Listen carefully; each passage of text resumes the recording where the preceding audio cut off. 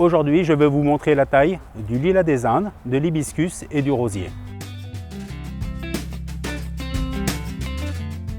Nous allons faire une taille bien dégager le cœur, faire une taille pour lui permettre de se repositionner, se diriger, en enlevant tout ce qui va vers l'intérieur et tous les bois morts. Comme vous pouvez le constater, je n'ai gardé que 3 brins qui partaient des 3 branches charpentières, sur lesquelles je vais venir sélectionner un bourgeon qui se dirige vers l'extérieur. Alors pour ce style de coupe, l'outil qui est privilégié, ça reste quand même le sécateur à main. Alors pour qu'il soit bien affûté, n'hésitez pas à utiliser une pierre à fusil, que vous pouvez trouver d'ailleurs dans n'importe quel magasin, avec différentes granulométries. C'est une taille qui est pratiquement identique à celle de l'hibiscus. Ce sont les 2 seuls végétaux qui ont cette taille-là. Donc vous allez voir que c'est une taille plutôt sévère. Donc je vais commencer par redégager l'intérieur du végétal. Toutes les branches qui peuvent se croiser, on les enlève.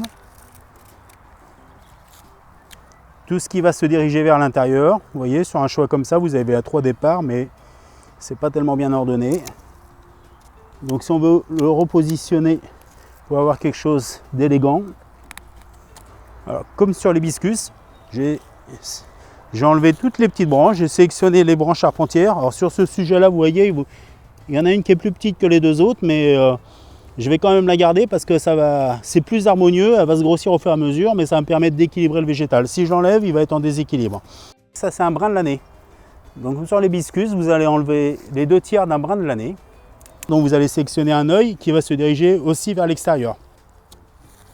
Et voilà, vous avez le résultat final. Si vous ne dégagez pas l'intérieur, il n'y aura pas de photosynthèse, le soleil ne pourra pas rentrer et c'est vrai que votre floraison sera quand même moins importante et moins belle.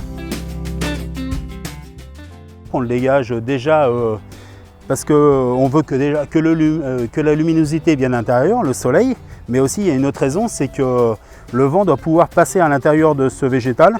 C'est lui qui va venir, on peut dire comme dans une pièce, aseptiser le végétal, c'est-à-dire éliminer toutes les maladies, parce que le vent il va amener soit la pluie, soit le froid, soit même la chaleur, et donc il va permettre au bois de ne pas contracter certaines maladies, tout ce qui est champignons et algues, et donc c'est pour ça qu'il est très important de bien dégager le cœur du végétal et de pouvoir l'aérer en fin de compte. Souvent on entend les anciens dire, normalement quand on taille un olivier, un hibiscus ou des choses comme ça, un oiseau doit pouvoir voler, doit pouvoir passer en volant à travers, quoi.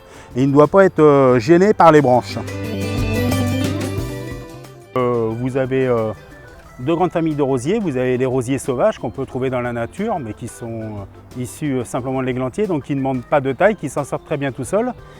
Mais vous avez les autres rosiers qui sont eux issus de la main de l'homme, donc tous les hybrides. Donc eux qui demandent une taille adaptée à eux, tout simplement parce que le fait de le laisser se développer et de fleurir continuellement sans l'entretenir, il va fatiguer, il va y avoir un déséquilibre entre le système souterrain et le système aérien. Donc si on veut remédier à ça, il faut le tailler. Et le fait de le tailler, le rosier va penser qu'il va mourir, donc il va vouloir se régénérer.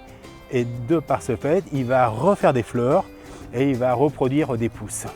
Donc sur ce modèle-là qui est un rosier arbustif, nous allons sélectionner simplement entre 3 et 5 branches. Si vous avez tout ce qui est les petites branches qui sont frêles, qui sont abîmées, tout ça, ne les gardez pas, ça ne sert à rien. Gardez simplement des belles branches qui font les belles charpentes.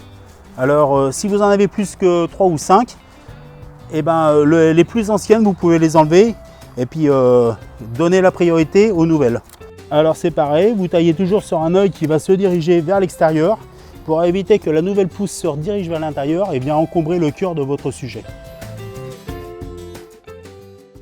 Donc comme vous avez pu le constater, pour cette taille de rosier, j'ai utilisé un ébrancheur ou un sécateur de force qu'on appelle. Donc ça m'a permis de pouvoir sectionner des grosses branches que je n'aurais pas pu faire avec ce modèle-là.